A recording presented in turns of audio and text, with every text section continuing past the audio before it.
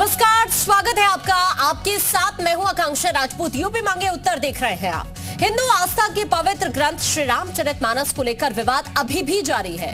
विवादित बयानों के बीच समाजवादी पार्टी के दफ्तर के बाहर एक पोस्टर लगाया गया है, जिसको लेकर विवाद और ज्यादा बढ़ गया है।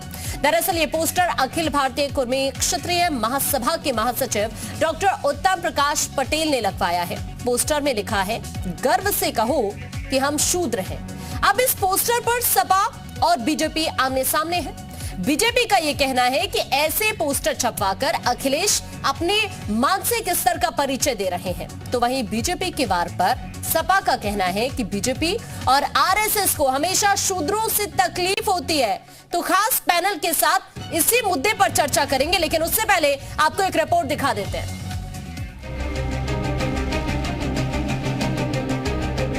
कि मुख्यमंत्री से मैं सदन में पूछूंगा कि मैं शूद्र हूं कि नहीं हूं। हम सब लोगों के डेवलपमेंट के लिए काम कर रहे हैं और विपक्षी दल, खासकर समाजवादी पार्टी के लोग जाति धर्म संप्रदाय के आधार पर तुष्टीकरण की नीति के तहत काम करना उनका पुराना सगल रहा है।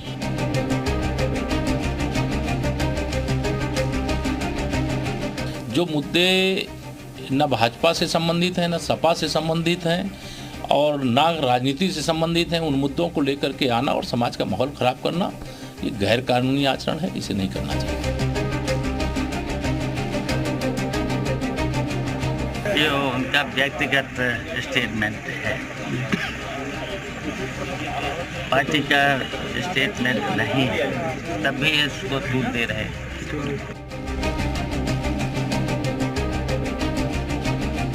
कि विनाश काले विपरीत बुद्धि है। जब ये 4 बार समाजवादी पार्टी की सरकार थी, तो जिस शूद्र की बात कर रहे हैं वो खाली अपने बात कर रहे हैं कि औरों की बात कर रहे हैं। ये खुद 5 साल मुख्यमंत्री थे, तब इनको जुल्हा दुनिया अंसारी शेख सैयद पठाने नहीं याद आया जो इनको वोट दिया।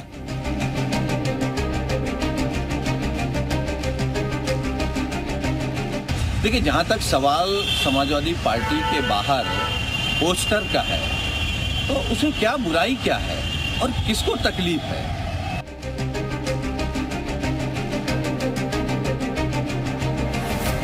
की सरकार यही काम करती है ना, एक समय गोली, इस समय गोली का साथ दे रही है और सपा को यही लग रहा है ना कि राम विरोधी जो है उसे हम अवसर दें और जिससे एक वर्ग जो है खुश रहे, जिससे हमारे साथ रहें।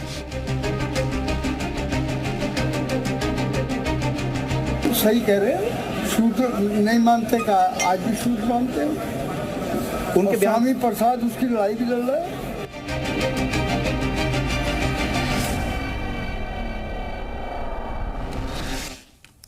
तो देखिए, अब इसी मुद्दे को लेकर हम चर्चा करने जा रहे हैं, क्योंकि कुछ खास मेहमान इस वक्त हमारे साथ जुड़ने जा रहे हैं। एक एक करके इन सभी खास मेहमानों का मैं आपसे पहले परिचय करा देती हूँ, उसके बाद कुछ सवाल जवाब होंगे। जो सवाल आपके मन में भी है उनका जवाब भी जानने की कोशिश करेंगे इन खास मेहमानों से। इस वक्त मनोज उपाध्याय जी हमारे साथ जुड़ रहे हैं, बीजेपी से प्रवक्ता हैं आप। बहुत स्वागत है मनोज जी आपका।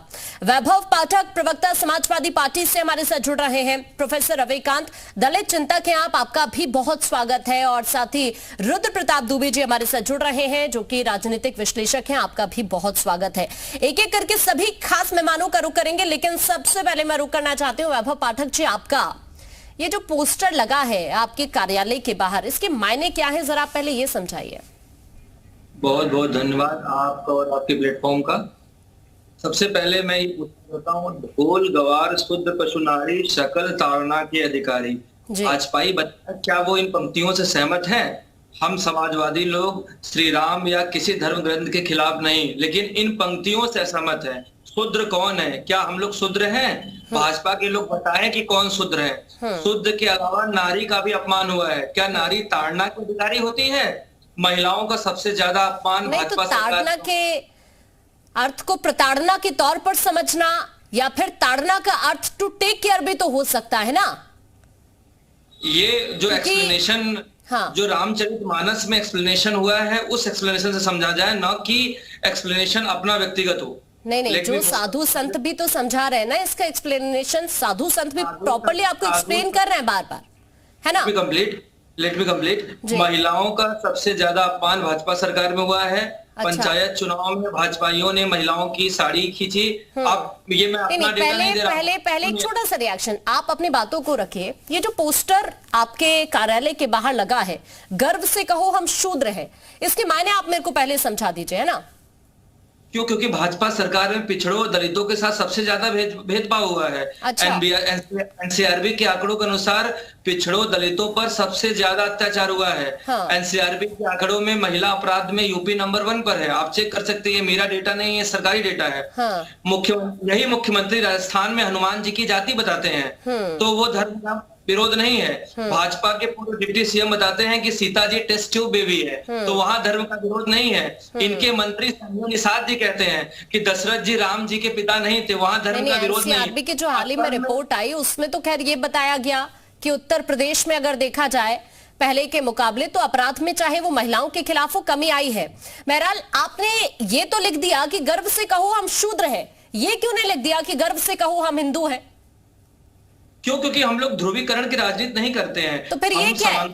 ये क्या है? आप तो कहते हैं ना सब हमारे लिए बराबर है, सारी जातियां हमारे लिए बराबर है, हर एक इंसान उत्तर प्रदेश का वो कोई भी जाति से ताल्लुक रखता हो हमारे लिए बराबर है।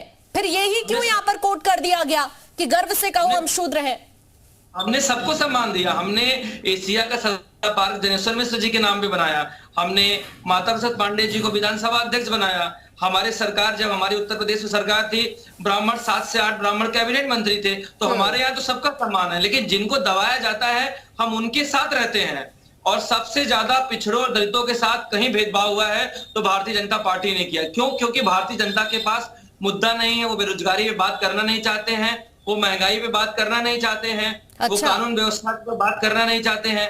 अभी आपने रिसेंटली एक घटना आपने सुना होगा, आप जो कि अभी ट्रेंडिंग में चल रहा है पिछले 2-3 दिन से, अडानी जी के बारे में। खैर वो टॉपिक आज डिबेट का नहीं है, उसमें मैं बात नहीं करूंगा। लेकिन जो मोदी जी के जो सबसे करीबी मित्र हैं, सबसे करीबी मित्र है अडानी। तो मुझे समझ नहीं आ रहा कि सब जाति आपके लिए एक समान है, लेकिन उसके बावजूद भी इस तरह की चीजें करना।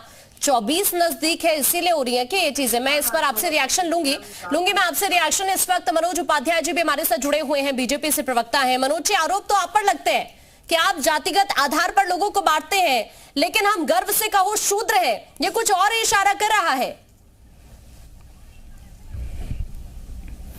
देखिए, सबसे पहले तो आकांक्षा जी हम बताना चाहेंगे कि शूद्र जाति, जब व्यक्ति जन्म लेता है तो शूद्र होता है, अपने संस्कारों से उसकी जात तय होती है। शायद इस बात की जानकारी, जिस प्रकार से इनके नेता, मुंह बोले नेता इनको कहा जाता है, बार बार हम इस आपके भी चैनलों से कहना चाहते हैं कि समाजवादी के जो नेता होते हैं, समाजवादी के जो कार्यकर्ता होते हैं, वो उदंड बच्चों की तरह हैं। कब ये जैसे उदंड बच्चे खेलते खेलते कब किसको जो पत्थर मार दें किसी को पता नहीं चलता है। तो ठीक ये कब क्या बोल दें कोई पता नहीं। कभी हमारी बेटियों को कुछ कह देंगे इनके नेता, कभी जो है हमारी माताओं को कुछ बोल देंगे।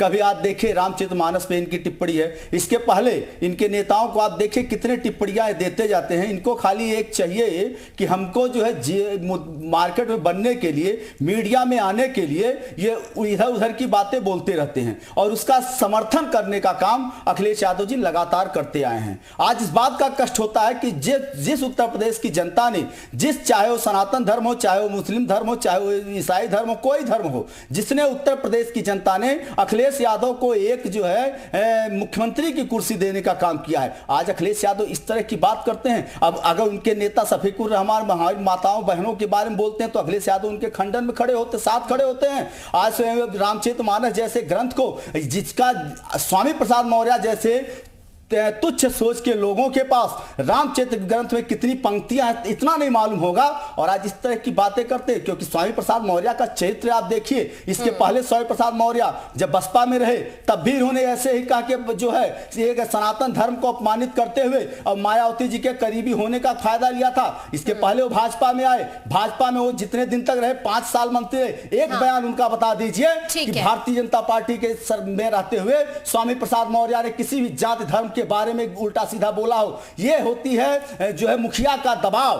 अखिलेश यादव के पास तो अपनी राजनीतिक कुछ अनुभव नहीं है, वो उनके कार्यकर्ता बहक चुके हैं और उनके नेता बहके हुए हैं। कब क्या बोल दें, अखिलेश यादव कुछ बोलने के उस स्थिति में नहीं है।